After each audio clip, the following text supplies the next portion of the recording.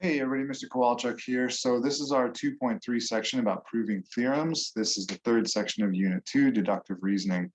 For today, what we're going to be working on is proving and using the midpoint theorem and proving and using the angle bisector theorem. So again, like we talked about earlier, make sure that you're color coding these as theorems once you get them down in your notes as well. Okay. All right, so first off, we've got theorem 2.1, which is going to be the midpoint theorem. So if you want to pause the video and take notes on this theorem, you're welcome to do that right now. So let's talk about this theorem here. If we've got, this is a conditional statement. We have our if M is the midpoint of AB. So here we have segment AB and M being the midpoint, which means that AM is 1/2 of AB and MB is 1/2 of AB. This is an important difference. The definition of a midpoint is different than the midpoint theorem. So I want you to pay attention to that important difference. And when you're memorizing your theorems, as opposed to your definitions. So the midpoint theorem says that the half of the whole segment is going to be equal to each of the constructed segments from that midpoint. Okay. Now, because it's a theorem, we must be able to prove it with our building blocks that we've used before. Properties, postulates, and definitions. So let's go ahead and get to that. All right, so we've got the midpoint theorem here, and we're going to prove this together. If you want to set up a proof and take your notes, you can pause the video and do that. Okay, so now first off, we've got our givens. So in this case, in a conditional statement, the given is often considered as the hypothesis, and the conclusion is what it is that we're trying to prove. So just notice that difference between the theorem that I showed you in the previous slide and the given and the proof here in this conditional statement. So first off, I'm going to start out just like every other proof by writing the given, as we've talked before. So M is the midpoint of segment AB. And why? Because that's a given. Okay. I'm going to use different colors so it's a little bit to see line to line. Now, number two, the second part of this that we're going to start out with is that AM is going to be equal to MB. Now, why can we say that right off the bat? Well, we can say that because we have the definition of a midpoint in our notes. Okay. Notice there's a difference, like I said earlier, between the definition of a midpoint and the midpoint theorem. All right. Now, number three, what are we going to do next? So for number three, what I'm going to do is I'm going to use my segment addition postulate. And with the segment addition postulate, I'm going to say that AM plus MB equals AB. And that's going to be my segment addition postulate. So now we've said that AM plus MB equal the whole thing. Okay. Now the next thing that we're going to do is we're trying to get to 1/2 of AB. So what I'm going to do is I'm going to try to get to double AB and then see if I can divide it. So I'm going to take AM plus, and I'm going to translate, or excuse me, substitute MB into AM, because up here I said that they were equal to each other earlier. And the reason why I can do that is the substitution property of equality. Yeah? Okay. Oh, sorry, I didn't finish that statement. Equals AB. I was getting ahead of myself. So all I did was I took this, substituted in there, and I kept this whole statement from 3. Now for 5, I'm just going to combine my like terms here. AM plus AM gives me 2AM, which equals AB. And that's going to be called the distributive property.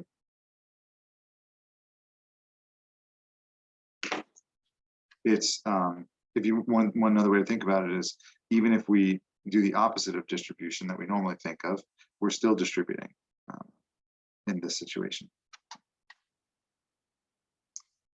Now, what I'm going to do is I'm going to move from here to get closer to this thing up here?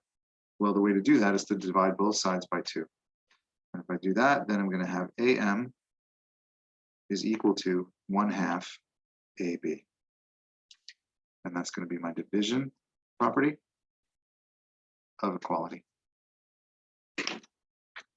And finally, because I've only proven 1/2 of my proof, I also have to say that MB equals 1/2 AB. And how can I do that? I can just replace this with MB, because up here we said that the midpoints, the definition of a midpoint told us that each of the segments were equal to each other. So that's going to be my substitution property of equality. And we put our tombstone down there because 6 and 7 are the exact statements that we're supposed to prove up here. And we're done. Okay, so that's one of our theorems that we've proven. Now, because we have that theorem proven, we can use it as one of our theorems in the future. All right, next, once we prove a theorem, we can use it in a single reason, just like a pasha, like I said. So now we have an example. So if we start with this given here, O is the midpoint of GM and E is the midpoint of GO. So those are our givens we've got here. And what we're trying to prove is that GE is 1/4 of GM.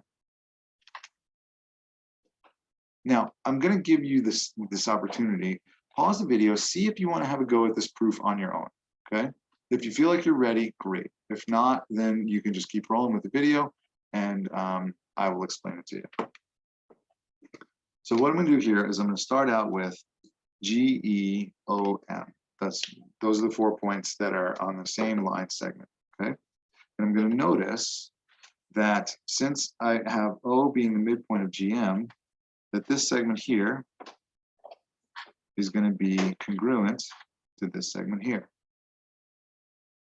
Because E is the midpoint of GO, I notice that this segment is congruent to this segment. Now, I haven't proven any of this yet. I'm just thinking about it as a way to try to attack this proof, to kind of make a game plan for it. Now, GE is going to be 1/4 of GM. That's going to be the final place that we're trying to get to on this. So let's go ahead and jump in and see if we can make use of some of these statements. So first off, we have our given. O is the midpoint of GM, segment GM, and E is the midpoint of segment GO, and that's given. Okay, so we know that that's given. Now we're going to do the same thing that we did in the previous one, but we can jump all the way to the bottom, because we can automatically say, I have C fractions here and I want to get to my fractions.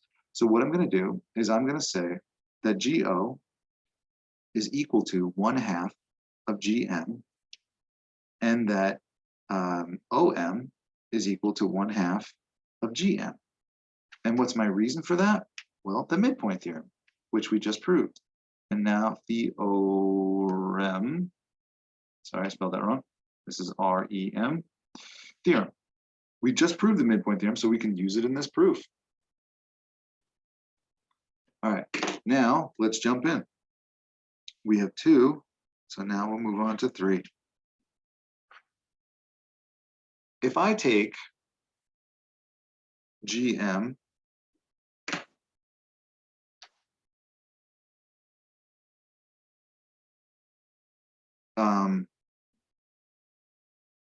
wait a second, sorry, I realized I was saying the same thing here. There's one more statement that I want to put in step 2, which is that GE is equal to 1/2 of GO, because that's a given.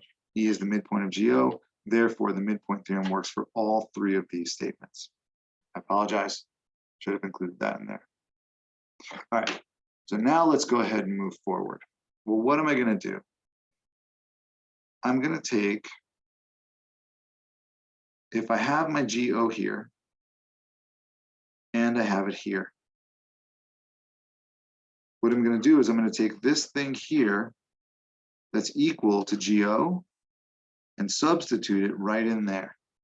but I have to take the whole thing, the 1/2 of GM.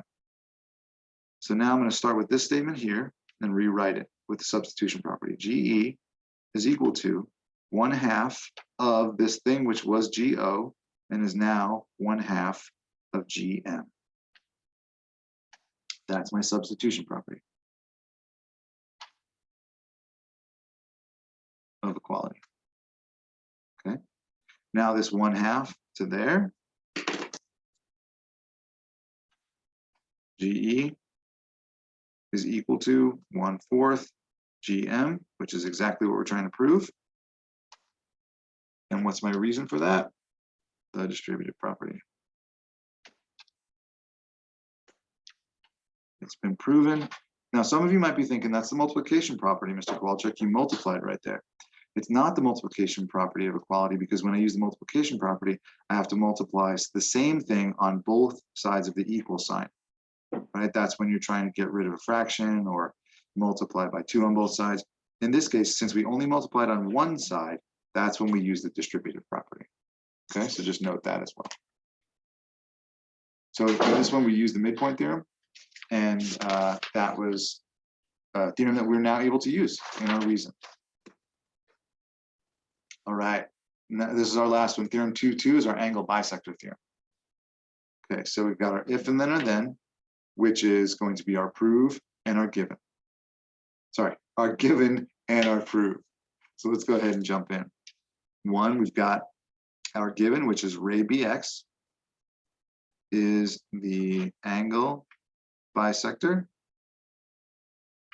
of angle ABC. Okay, so now what we need to do is we need to prove that the measure of one angle, ABX, is half of ABC, and XBC is half of ABC as well. And this is going to be our given. So what I'm going to suggest is that maybe you consider pausing this, go back to the midpoint theorem proof, and the structure of this proof is going to be largely the same as that one. So if you can use that kind of as a template, try to solve this one on your own using similar, not the same exact process, but a similar process, because you're going to have to use some different reasons, statements maybe, and whatnot. So pause this, see if you can do it on your own.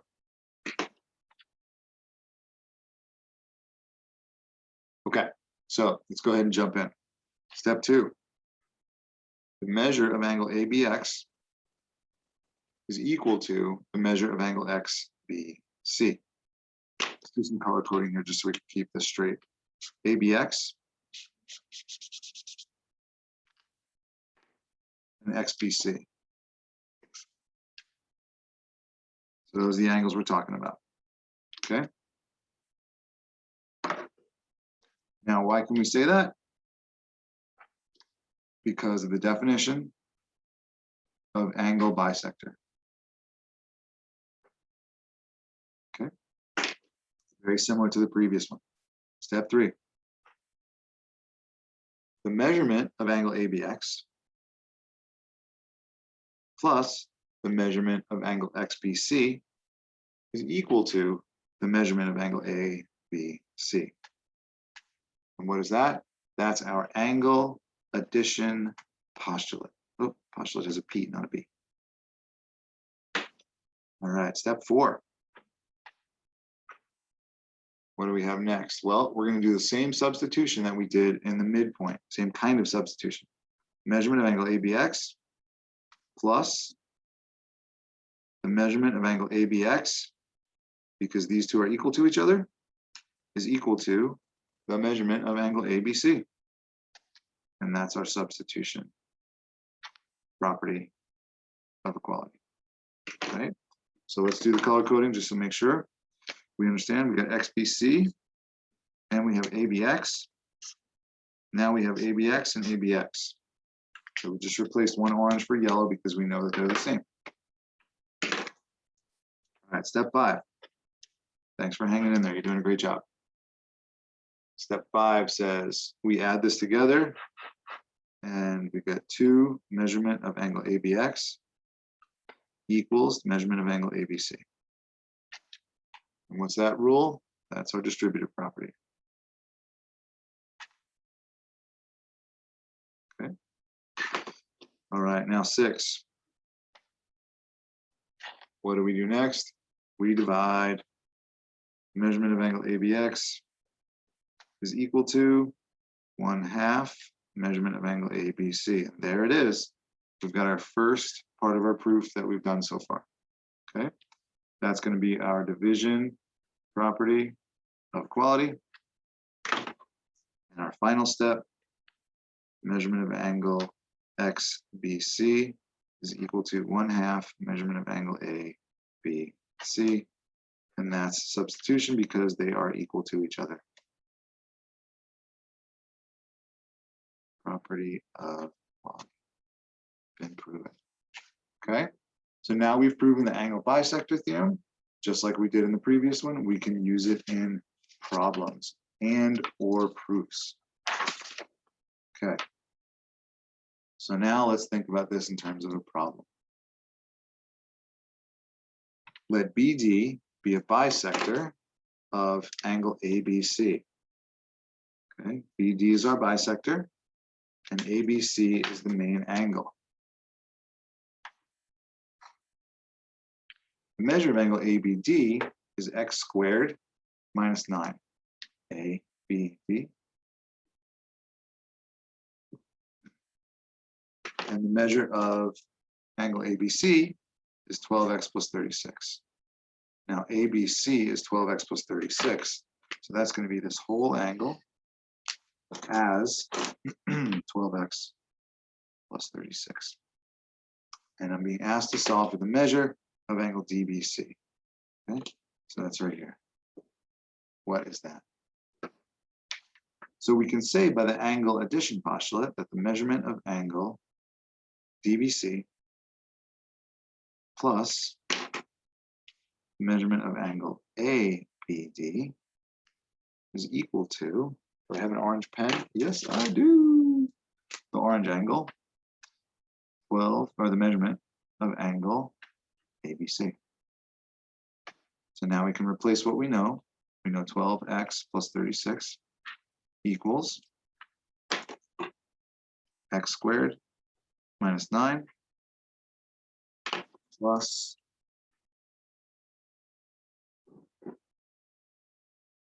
the measurement of angle DBC, which is our unknown.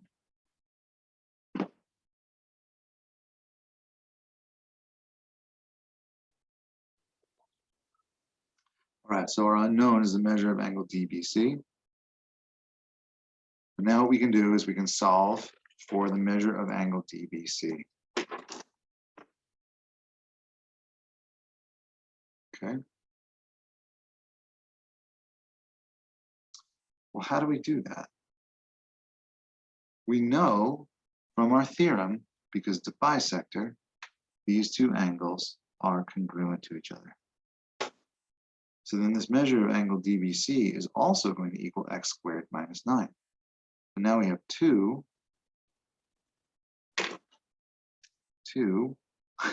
times x squared minus 9 equals 12x plus 36.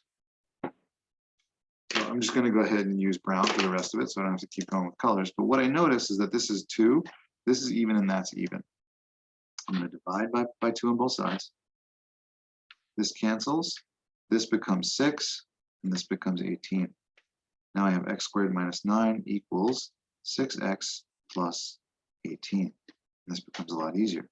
I've got a squared, so I need to bring one side of the equation to 0. Minus 6x minus 18 minus 6x minus 18. X squared minus 6x minus 27 equals 0. So what's that going to be? Now I'm going to factor that. I need to factor that. All right, equals 0.